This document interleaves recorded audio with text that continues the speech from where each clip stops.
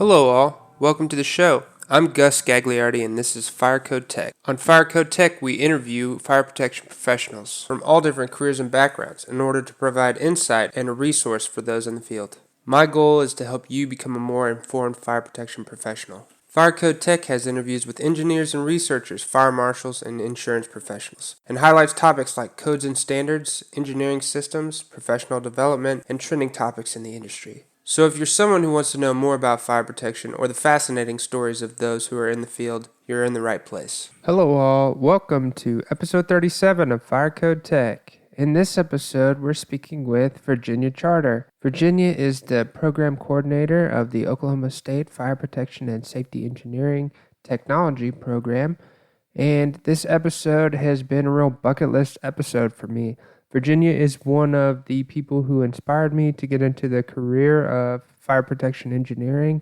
And so we talk on some of her very interesting project work in Clark County, dealing with high rises and a variety of large projects with the complex stakeholder groups. So I just am so excited to speak with one of the faculty members at Oklahoma State who was extremely influential in my career and someone who is very bright and intelligent. So yeah, I hope you enjoy this episode. It's a really, really good one. Also, don't forget to subscribe so you never miss an episode and follow us on social media so you can stay tuned on what's happening. And if you wouldn't mind, you could give us a 5-star review on Apple Podcasts. It helps out. Well, Virginia, welcome to Fire Code Tech. Thank you so much for coming on the show. Well, thank you for having me. I really appreciate it. Yeah, I'm so excited. You've been somebody who I've wanted to have on for a long time. Probably I was thinking about having you on when I was starting the podcast, but didn't reach out for a while after I started it. But I'm excited to get a chance to speak with you. Yeah, I'm glad that we were able to finally get it set. I know it took a while. The pandemic has sure shifted things and what we've been doing and made things a lot crazier. So I'm Yeah. glad we've been able to do it. Yeah, it's definitely been a wild time. And I understand lots of changes and shifting gears for you as just being in higher ed. That's been a pretty much, I don't know how many tropes I can fit in for unprecedented or times or different phrases like that, but it has been pretty unique. That is definitely one way to put it for sure. So But so I kind of like to get started with these podcasts by asking people about how they found fire protection or how they found fire and life safety. So I'd love to hear about how you found your way into fire and life safety and the OK State FPST program. Sure. So I going way back to at least my schooling. So I went to OSU or Oklahoma State in fire protection and safety engineering technology, and I had gotten interested in the program. I grew up in Ohio, and my older sister had a friend that she graduated with that actually came to OSU for the same program. And that's kind of where it piqued my interest. So I was interested in the program or the idea of fire protection engineering and looking at that versus other engineering disciplines from pretty early on, like early in high school compared, and that's very different compared to a lot of other students in the past they take into our field. And so that got me interested, and so I ended up coming to OSU. That's the one school I applied to because that's from everything I'd read about it, with it being the oldest program and the amount of curriculum and diversity that you go of the fields that you could go into really piqued my interest. And so that's where I started. And then while I was at OSU, I had a variety of internships. Everything from I worked one summer in Indianapolis and lived in an extended stay hotel. I didn't have to pay for it. The company did, but I was doing inspection, testing, and maintenance of fire alarm and sprinkler systems.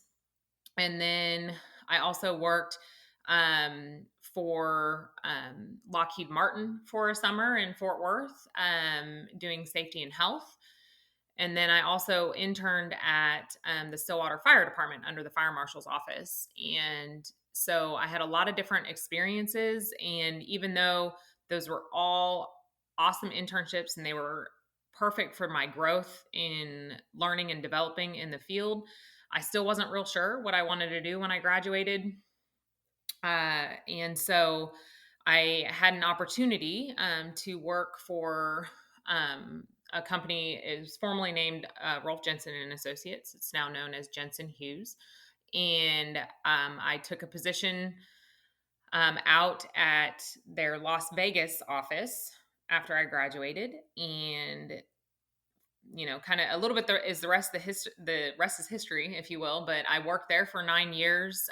That's where I got my PE license in Nevada, and I was also able to work on my master's degree from Worcester Polytechnic Institute, so WPI.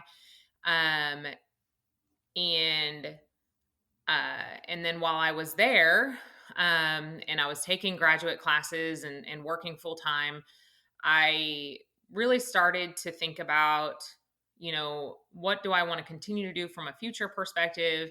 I loved consulting. And, you know, one of the things that I really enjoyed during my time in consulting, and you might be able to even vouch for this, is just when you get younger employees that come in, and training them on or educating them on the ways of fire protection engineering and the different things that you go through based upon either maybe it's something that wasn't covered in the curriculum, or maybe you're dealing with a graduate of a different engineering discipline. That was really common for us out on the West Coast because we didn't have a undergraduate program that we could pull from directly. So we would get graduates from Arizona State, UNLV, even some parts of Southern California that they maybe came from mechanical or electrical engineering, and we would work with them and teach them and educate them on all the different things fire protection engineering. And that was one of the things I really enjoyed. And I also enjoyed working with architecture firms, doing kind of the lunch presentation of different aspects of code, and things like that. And so I kind of had an epiphany at one point, and I thought, gosh, it would be great to go back to OSU and to be able to teach. And so then I started looking into that, and I was already working on my master's degree at the time, which was good. And it just so happened that an opportunity came up, and my husband and I talked about it. We By the time we interviewed, we had two small children. His family is based in Oklahoma, so I was like, let's apply and see what happens. And so then I moved back to Oklahoma with our family in 2014, and I've been at OSU ever since. I teach mostly on suppression systems, fluid mechanics, and then I work with senior design projects, risk control engineering class, as well as an advanced building design class. And so it's been a lot of fun to just work with all the students and see them progress from freshmen through seniors and all that kind of stuff. So it's been an interesting career path so far. That's awesome. I appreciate the exposition on your early career. I definitely hear what you're saying about getting that opportunity to kind of explore the nuances of what it means to be an engineer and kind of walk somebody through that kind of process. As we were talking about a little bit before we started recording, I had an intern this summer, and it was a huge challenge and just like growth opportunity for me to be able to take somebody who didn't have any or not too many notions of the formal process of design and kind of take them through that. So I definitely resonate with that piece.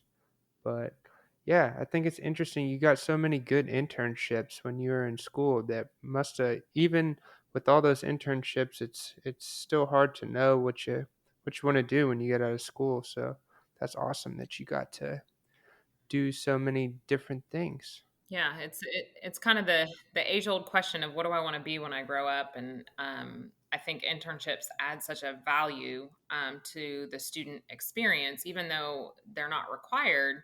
They're so good for students to even go out there and just see what things are like, see what it's like to work with companies of different cultures, or organizations in safety and health versus fire protection versus all of those different things are just so valuable to the students and helps validate some of the things that they're learning in the classroom. Yeah, I think that it definitely adds a layer of understanding. When you have this in the field experience coupled with the educational experience, and probably even helps you uh, gain more out of your educational time if you have some hands-on and intern experience. But yeah, I definitely felt that way. Even though the one internship I had, I didn't end up doing anything even remotely close to that. So, and that's okay too. Exactly. That's totally fine. But I always like to ask. I know that you've been out of consulting for a while, but one of the big influences for me getting into fire protection engineering was hearing you talk about your experience as a professional. I really enjoyed hydraulics and sprinklers. I had them in your first 2 years, I think, in school, and you were one of my big influences for wanting to be a FPE. So another reason why I was really excited to talk to you on the podcast. But yeah, I'd love to hear more about some of the project work that you had the opportunity to work on in your time as a consulting FPE, if you wouldn't mind. Yeah, absolutely. So as you can imagine, in Las Vegas, a lot of my stories and time there have to do with the really large hospitality industry that services Las Vegas, and working on those strip properties. We did work also on things like hospitals and military bases, but that wasn't our bread and butter out there. We spent a significant amount of time, and when I moved out there on those strip properties, there was just at the time that I moved out there, there were multiple new projects going on the strip. And so, but of course, when I first started, you don't start, they don't hand you a several $100,000 project to manage. I started on small things like tenant improvements, so building changeouts or tenant changeouts in malls or office buildings, and starting to gain a depth of knowledge of how changes in a building can be impacted by just a small tenant change out, can impact the overall building life safety systems, everything from how you have to modify sprinkler and fire alarm, how you have to look at and make sure that they aren't impacting any smoke control systems, and making sure the egress system is still appropriate and compliant. And so, we started there, but, some of the big projects that I really worked on that would probably be recognizable to your audience, during the time of construction, we called it Project City Center. But when it opened, the different hotel resort names were called Aria. There was the Vidara Tower, the Veer Condo Towers, and the Mandarin, that were all associated with that property, as well as the Crystals Retail Mall. And so a lot of my focus on that particular project, I helped oversee the Crystals Retail Mall project management, as well as the Vidara, which was like a combination of hotel and condos, depending on like which floor level you might have been on. But it was an entire complex that the original plan was to add something, like 8,000 keys to the strip, which means that, 8,000 different hotel or condo spaces. Uh, but it was integrated because everything on that building was tied together. There was a subterranean garage that tied all of the building parts together. We had three different architecture firms working on the different portions of the building. And but we one of the things that the jurisdiction required as a part of that project due to the size is they wanted a single fire protection engineer firm to cover the design and fire protection and life safety analysis reports, to cover all of that. And so that's where we came in. And so we helped do a lot of coordination across the site because there was a single, um, fire alarm station, fire alarm system in a sense. Like there was a central fire command center for the entire property. There was actually two of them. There was the primary, and then there was a backup fire command center. And then the water supply loop served the entire site. And so that included low zone and mid zone pumps. And then each of the towers also had high zone pumps. Um, and so there was a lot of coordination all the way across the site. And that was a lot of fun to work on. Essentially, when I started there, they were in preliminary kind of design, and I worked on that project and other projects, but that project took years. And by the time they, opened, I'd been with the company. I'm trying to remember when they actually opened, maybe the 2009 timeframe. So I'd been there for at least 4 years. But just all of that coordination, I can't imagine where else I could have learned that amount of or have that amount of experience on something elsewhere in the world, just because of how complex that particular property was and how it tied together with just about everything else on that property. Wow, that's an incredible story. I can only imagine the meetings with three different architecture firms. Uh, I've had small high-rise buildings only in my career, and they pose such a great level of complexity. I have there's a fire protection designer working at my company now who used to work in Clark County in fire suppression design, and the way that the hydraulics work in a building of that height, having to had, like you said, three levels of pumps. That's just bizarre. The scale of that to me. Um, all of the pressure reducing valves and pumps within that building are really just kind of I don't know. It sounds like a UFO to me. For most of the buildings that I work on, that kind of scale is really huge. I don't know if like 8,000 units. I don't think it does it justice for the size and magnitude of this building that you're talking about. But I can kind of envision it and being in the industry for just a short time. Like, when so many people, and I'm sure you experience this, but when you walk into a building and you think, wow, this is a really neat building, there's just so much engineering work that goes into that building to make sure it functions appropriately, like everything from mechanical comfort air to making sure the lights are on and all that kind of stuff, to the far end of making sure that there are systems in place that work, and are appropriately tested and installed, that should something happen, it will be there. And so that's one of my passions, especially with fire protection engineering, is that you're working on a building, and while you don't ever really want those systems to have to be used, I have a pride in the fact of that when we do these types of systems or we work in these kind of buildings, people can go to those facilities and have that assumption that they are safe in those facilities, and that things are put in place that they can enjoy their time there and not have to worry about those types of things. And so I think that's one of the things, is like it's a lot of background work of doing life safety and fire protection, but there is a pride in it because sometimes you do get to have that experience where your system or something that you've worked on does what it's supposed to, and that helps prevent injuries and saves lives. Yeah, that's a great point. It feels good to know that there are these really robust systems inside of this monolithic building that's being designed for thousands of people.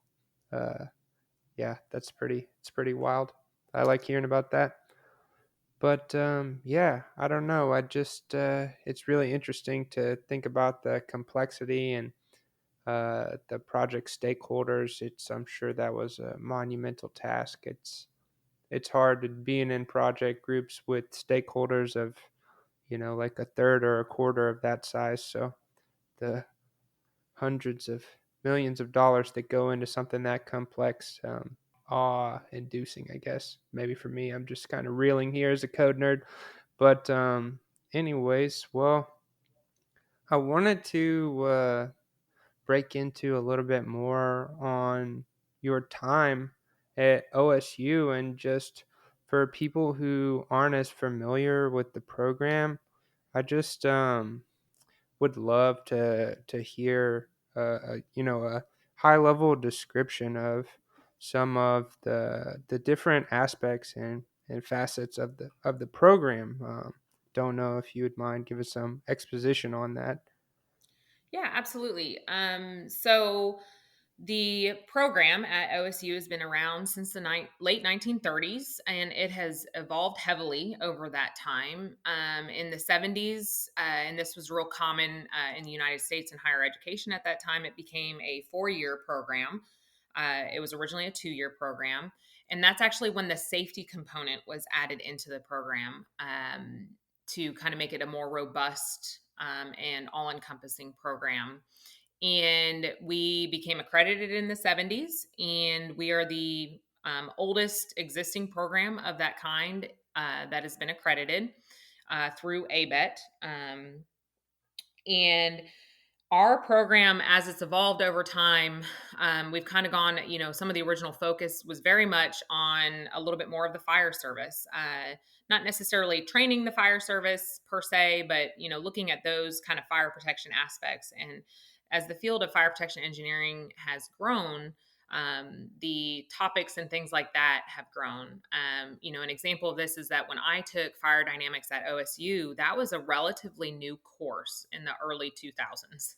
And that is fire dynamics now is really where we see a lot of growth in the overall discipline, and really understanding fire behavior and what happens in these high challenge areas and trying to protect those.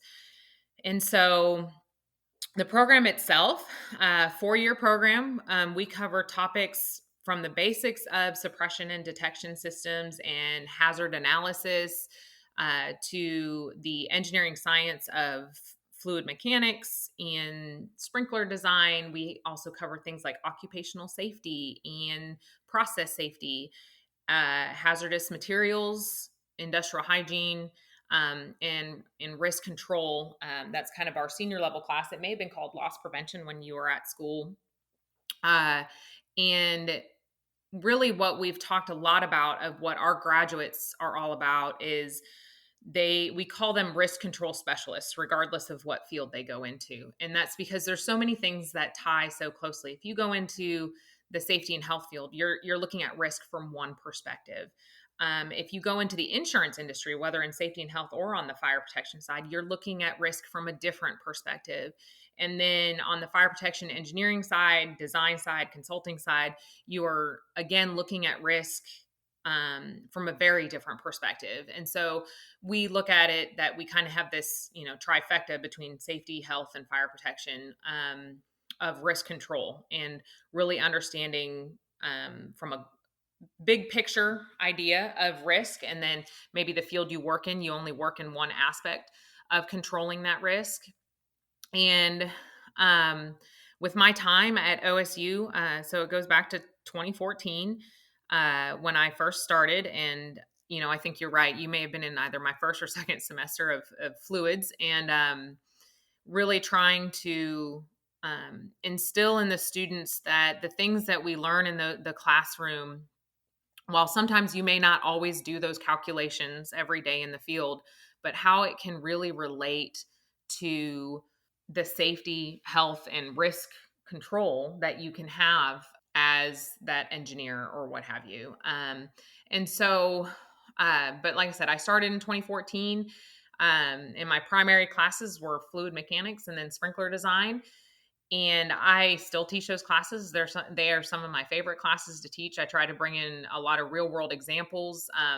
Fluid mechanics, we have to get through a lot of engineering science basis type things, and that's um, that can kind of be a little bit tough at the beginning, but by the end of the semester, where we get to take the students out and do hydrant flow tests and then fire pump testing, the hands-on aspect of the program is still very important for those students, that when they come to campus, the kind of typical college student, that's an important experience for them to have before they graduate. And then in sprinkler design, I always try to bring in new projects for them to work on to design sprinkler systems for.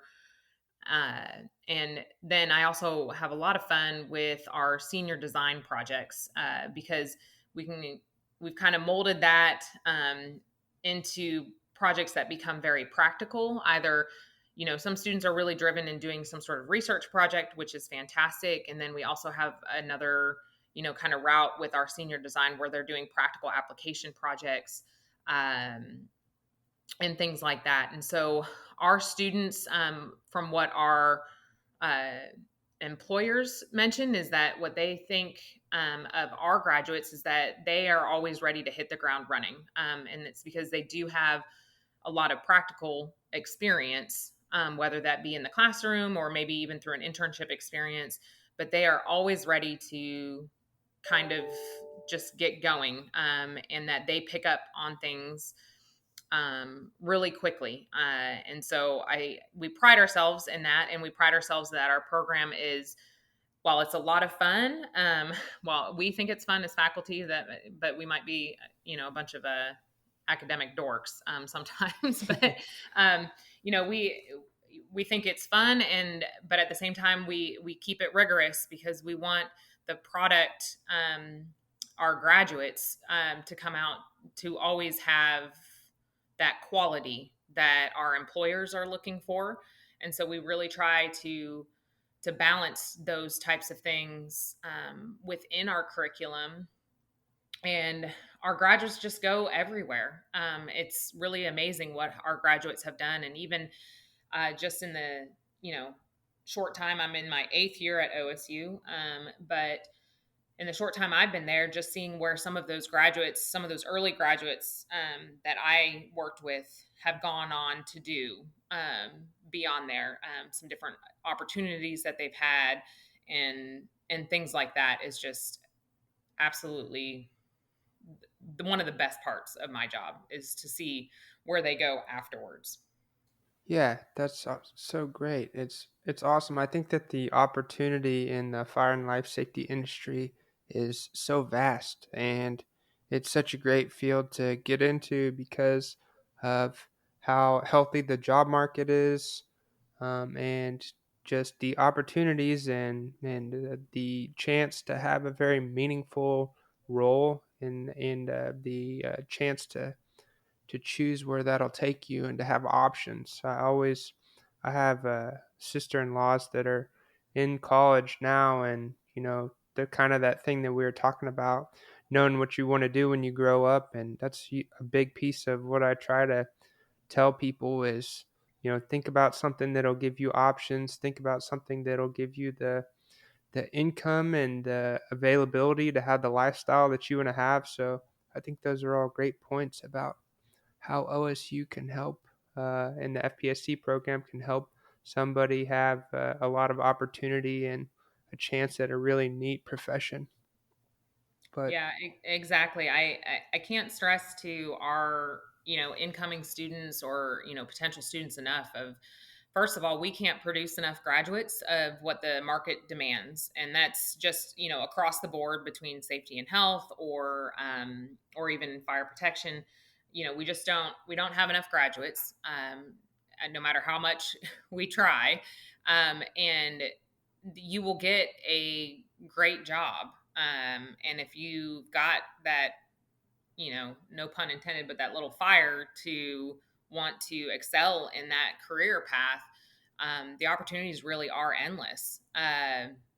Because it's even one of those things, oil and gas is a very kind of up and down type industry. And We've had students before that were really hoping to go into oil and gas.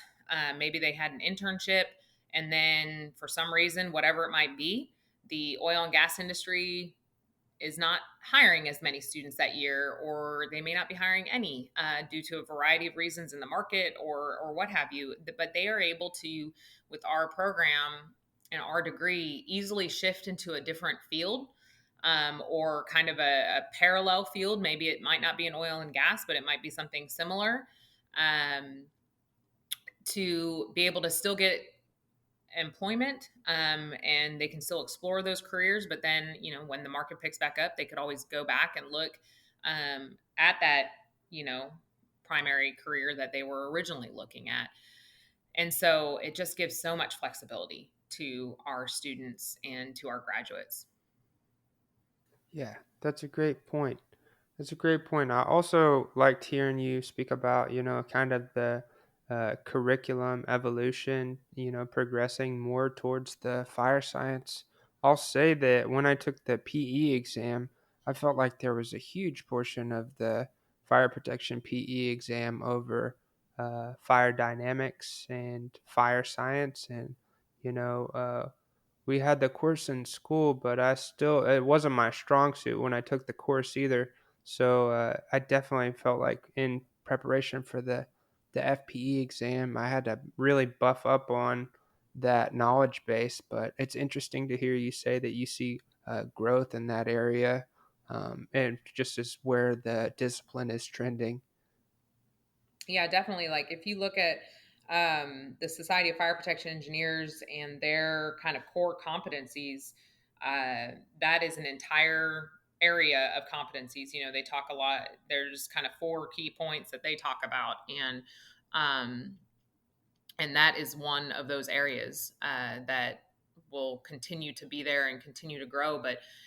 And it's not even just that. We need FPEs that excel in each of those areas. Someone that does a lot of work with fire dynamics and models. We still need somebody that understands, fire alarm and sprinkler systems and passive fire protection and those types of things, because all of those combined are what help provide those facilities with protection.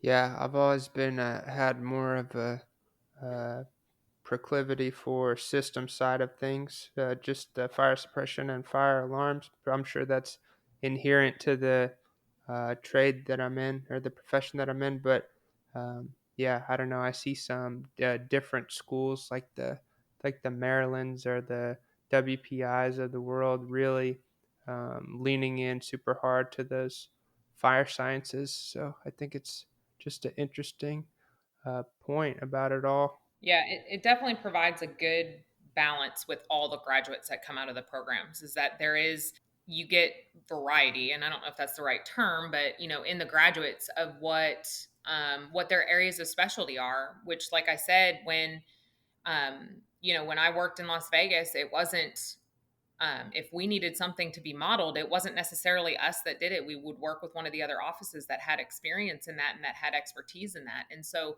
you kind of need all of those pieces to put it together. And so it's actually a pretty good balance between the different programs of, their areas that are really emphasized. And OSU does focus a lot on kind of the practical code based systems, as well as kind of getting those pieces and parts of fire behavior and fire dynamics.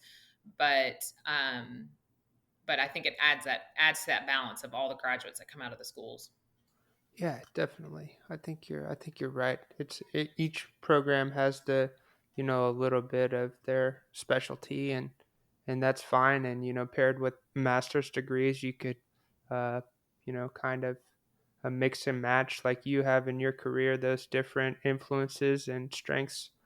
Um, but yeah, I wanted to ask you, just I know it's kind of like. A strange time for people who are graduating and young professionals looking for jobs right now. But it appears to me as somebody who is working for a firm that is looking to hire a uh, a couple people in the fire protection department that it's a good time to find a job. But I just wanted to ask you, what kind of advice would you have for somebody who is, looking to be competitive and get a job in this irregular climate that we have right now for young professionals? Yeah, absolutely. The first of all, I will say that it was a little bit, when everything kind of shut down in 2020, in spring, there was a lot of kind of shifting going on. I know some internships had gotten canceled and whatnot. We still had a really good year of all of our graduates getting hired and things like that. And I've really seen an uptick and it's probably because we're getting ready to get into our fall career fair, uh, but I've really seen an uptick in the number of companies that are starting to ask and say, we're looking to hire, we're looking to hire. So I do feel like there's some things picking up. What I always recommend to any incoming student, is to at least start and don't be afraid to join an organization. I always kind of recommend like try and do something that's associated with your field. And then also, if there's something you're passionate about, don't be afraid to join a different organization, even if it's like a sports club or something like that. I know we've had students that were a part of the like the OSU volleyball club or the I think we even had a wakeboarding club for a while, like all sorts of different clubs, like, pursue a little bit of your passion of what, some of the fun things that you like to do.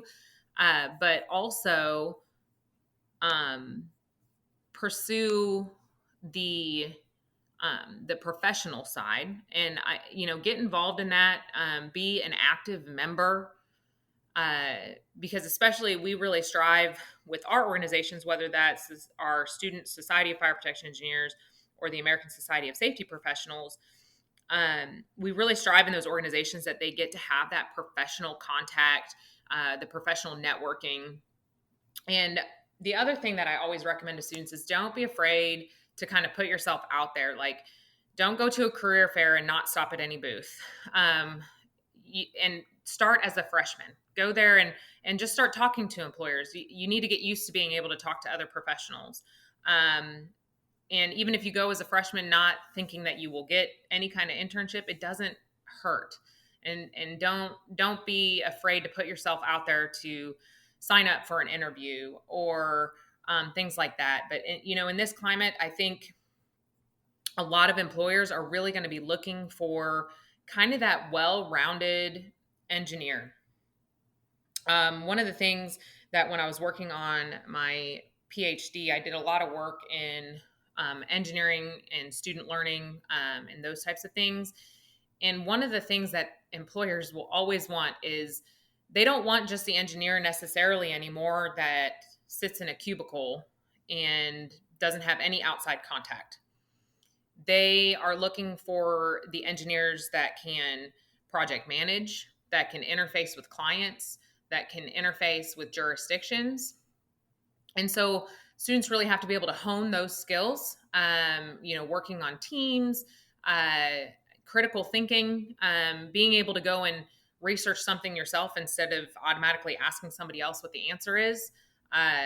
Spend some time researching things before you go and say, hey, what's the answer to this question?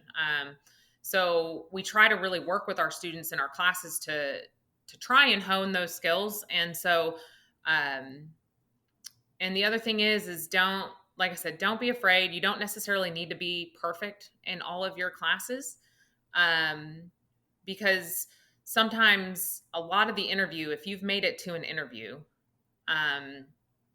your resume is already speaking for you, to get you to that interview.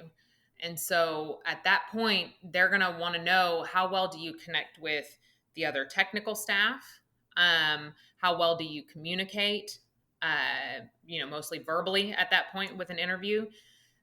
Most of our students now, we are extremely used to meetings on Zoom or Microsoft Teams and being able to interface that way. There's a lot of interviews that are happening that way, which is actually, it's been really good. If you want to say that there's a good thing out of this pandemic, is that it's actually allowed companies the capability to reach further than they normally would have.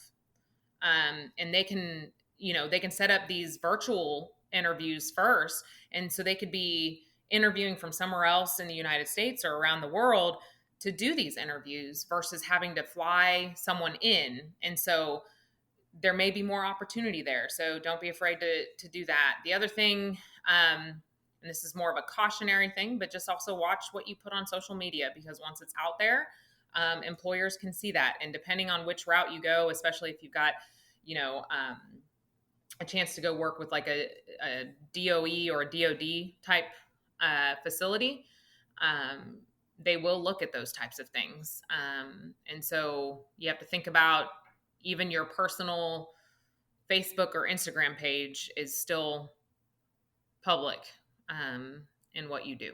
So, but it's really just being able to communicate and talk with other people, and also don't be afraid to ask questions. That's a great point about going to the career fair and just being able to talk with people and building rapport at the career fair, even when you might not be ready for an internship. I think that, like you were saying, if you get an interview, you've already kind of made the statement that you need to, and it's kind of yours to lose at some point based on your ability to communicate and express your interest to learn. I mean, nobody expects an intern, or even a new hire to understand everything. They just really want attitude, the ability to communicate, and the intention to learn and grow. So I think that's a great point. And then also what you're saying about, how a company wants somebody who's not just gonna sit in their cube, but somebody who's involved in the community and somebody who wants to collaborate and not just be waiting for somebody to bring them answers. That's probably one of the biggest ones. Have you tried to look for this? Have you're responsible for bringing solutions to the table. So I think those are all great points. I always like to touch on, the pros and cons. It appears to me that there are some pros, like you were saying, from the pandemic, um, about having the ability to connect. I think if you would have asked me before the pandemic if I would have thought that working remote full time would be okay, I would say, yeah, it'd be fine. Sounds great. But then after doing it and dealing with the VPN and more Teams meeting and always being on, I don't know. I think that I'm leaning towards in the office now, but I think that's an interesting point you make about how that is kind of sped up the advance in being able to talk to people about jobs remote and just kind of open up opportunities and extend the reach of the program. So I think that's interesting. I've not heard that before. I know that yeah, I've heard some accounts of people doing those internships, or I mean interviews on over Teams and whatnot, and the signing up and the scheduling of that. Yeah, I mean, last year the entire career fair was virtual, and students had to sign up for just a time to meet with that initial HR person that may have been normally at the career fair. And I have to agree with you. Remote, that could be work really well for some jobs and some things that you do, but in the engineering world, it's a much better space if you can collaborate in person. And not that you can't do it sometimes remotely, but I also think we're a year and a half into this, and we are a little bit over the how many times do we need to get onto a Zoom or a Teams meeting, and but that's okay. We're hopefully coming out of this. Right now all of our classes are in person. We're working really hard to make sure that we do the best that we can and within our ability to keep the students healthy and safe. And we also look at it that this, while we are not in our field, we are not people that study viruses and whatnot, but this is a real thing that if you are in safety and health, what are you doing for your company to help protect them? and that type of thing, and understanding the different, always the new recommendations that are coming out from the CDC and stuff like that. And so it's the pandemic has definitely added a spin to it. It has actually shown a lot in higher education, and even with our program, the things that we can do virtually, and that, what are some different options that we have from a virtual or online aspect, and to reach further. Our graduate program is offered both on campus and online already, but we're exploring options of, what could we do from an undergraduate perspective, online. And that's the reason why we look at that is, we have some, students that are getting ready to graduate, or maybe there's a student that is really passionate about the fire service, and so they decide they're going to go test for a department, and they may have to have that consideration of leaving a semester early.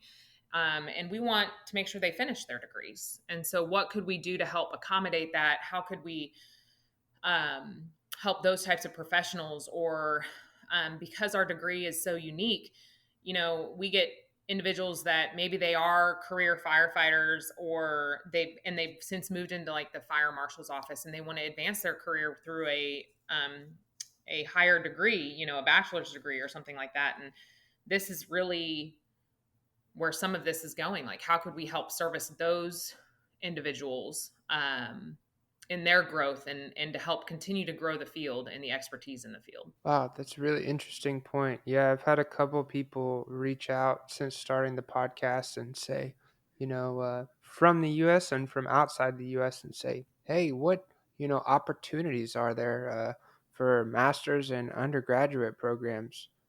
More frequently, strange enough, it's been master's programs, people reaching out and saying, hey, what, opportunities are there in the U.S. for fire protection, for different roles, people coming from different roles. So, looking for how to add a competitive edge or how to learn more in the field. So, I think that's an interesting topic of how to accommodate people who want to get at the program and some of the great technical and educational resources that are involved in it. So, yeah, I think it's a great idea to explore how to provide more with the program without while keeping the integrity of what we can convey. Yeah, and that's definitely an important piece that you mentioned, is the integrity and the rigor of the program, and that is something that all of our faculty do not take lightly. And so,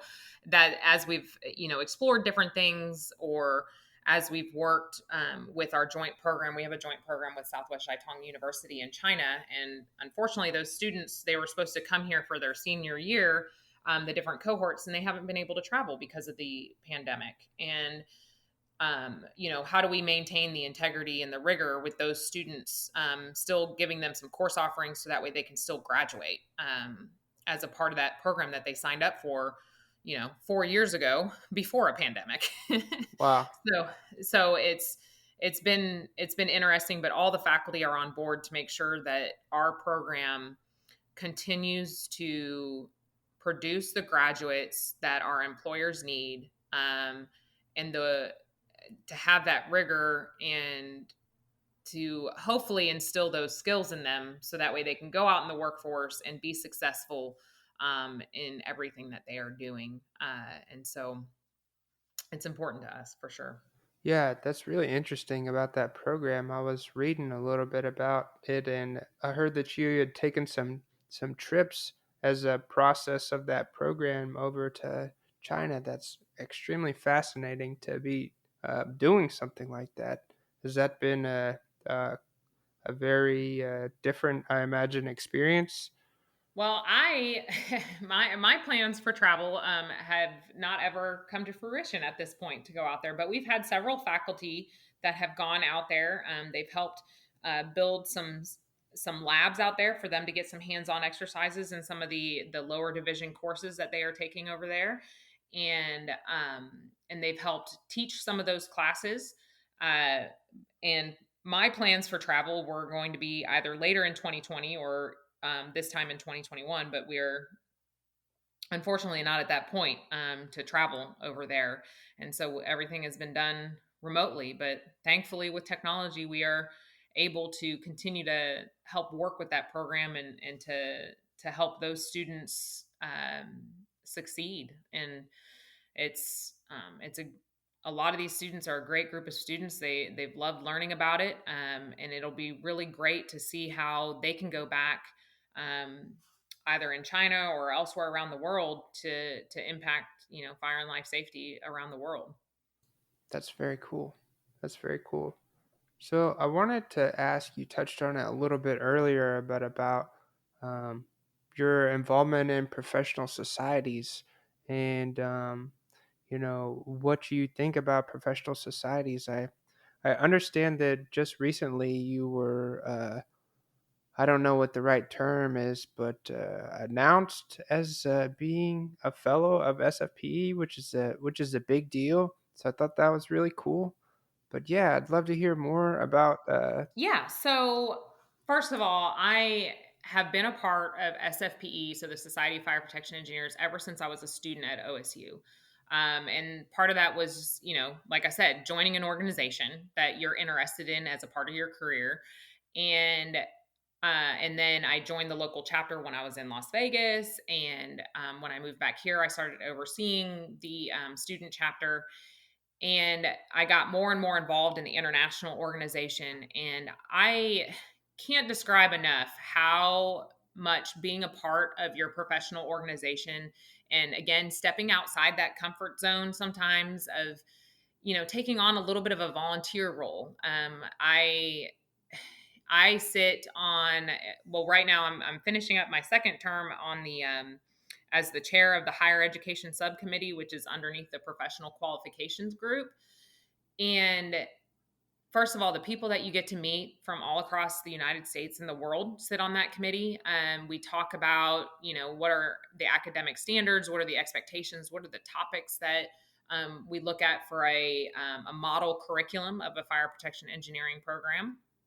And it also gives you a chance to advocate. I get to advocate for OSU and for our students within that organization, which is fantastic. And because of my connections there, I was then appointed as one of the SFP foundations on their board of governors, which that organization, which is a little bit separate from the SFP organization, but that organization is all about what can we do to continue to grow in research, student scholarships, student grants, and looking at it from that perspective of the growth of that. And then yes, recently I was nominated, and then my name was submitted to become a fellow member in the organization, which according to some of my peers, that means that I'm now old.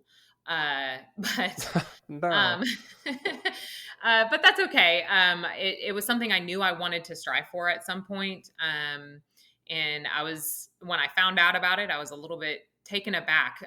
And that's because there's certain qualifications that you need to have. They want you to be what's considered a professional member for a certain amount of time, and they want you to contribute to the society in certain ways.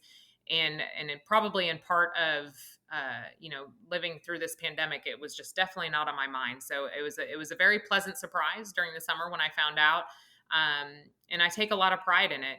There's only a certain percentage of the membership that can be fellows at any given time, and I look at it as a way to show to others the accomplishments that you can have, from being from Oklahoma State University, or maybe being female in the industry, that you can really do a lot of great things, and that professional organization can help you do some of those things, by just taking little roles. Don't say yes to everything, but do some little roles, volunteer, and give back to the society, that can help you professionally from a network perspective, and things like that. So I mean, it's a great networking opportunity. Between that and our alumni network, I just think you can't beat it on your growth professionally. that's awesome. Yeah, it's less than 8% of the members are able to be a fellow. So that's a big deal. I always get excited anytime I see one of my professors or one of my the students that I graduated with, and I get to see them in a PR release in the industry. Like I was excited for your fellow announcement, and then I saw uh, Brian Hoskins was in the SFPE prep program, and he was helping teach the segment on human factors or egress portions of it. So I don't know. I always enjoy seeing seeing people in the OK State FPST program do good. Yeah, it's important. Well, I wanted to ask about your research, but I think we've run out of time here. Maybe we'll have to save that for your next episode of Fire Code Tech if that ever happens. But I wanted to, yeah, just I know you've been involved in some interesting research, but I also want to be mindful of your time. I'm sure you got a busy day. Well, I can touch on it real briefly, and we can always circle back to it at some point. My research is definitely more on the practical side. One of the big things that I am working on is a long-term corrosion experiment and research within automatic sprinkler systems, and that could be a variety of wet systems and dry systems, using nitrogen, not using nitrogen, the different types of pipe materials. And we are just monitoring that over time and doing the appropriate inspection, testing, and maintenance of those systems that we have installed. And um, it's a bit like watching paint dry, right? You can't you can't force it to happen too soon because we really wanted to look at the impact of the inspection, testing, and maintenance of those systems as well. But I know it's very relevant in the sprinkler industry of trying to help solve those problems, increase the longevity of systems. So that's really one area that I look at. I also do a lot of different things with codes and standards and the application of those and the relevance and then I also, mostly because of my PhD research, I do a lot of things in student learning in engineering fields as well as women in STEM. Awesome. Yeah, I appreciate that. Yeah, I have a big interest in that. That piping is such a big, even though I know it's hard and not a lot of action, but it's what I deal with so frequently is, how long can the piping sustain its integrity, different systems, wet and dry systems, and how that affects system lifespan. So I definitely think that's a very interesting field. But anyways, I just want to thank you so much for coming on the podcast, Virginia. It's been an absolute pleasure. And yeah, thanks again. Well, I appreciate you having me on, and of course, anytime we can help advocate for the profession. We're here for it. Awesome. Thanks for listening, everybody. Be sure to share the episode with a friend if you enjoyed it. Don't forget that fire protection and life safety is serious business. The views and opinions expressed on this podcast are by no means a professional consultation or a codes and standards interpretation. Be sure to contact a licensed professional if you are getting involved with fire protection and or life safety. Thanks again, and we'll see you next time.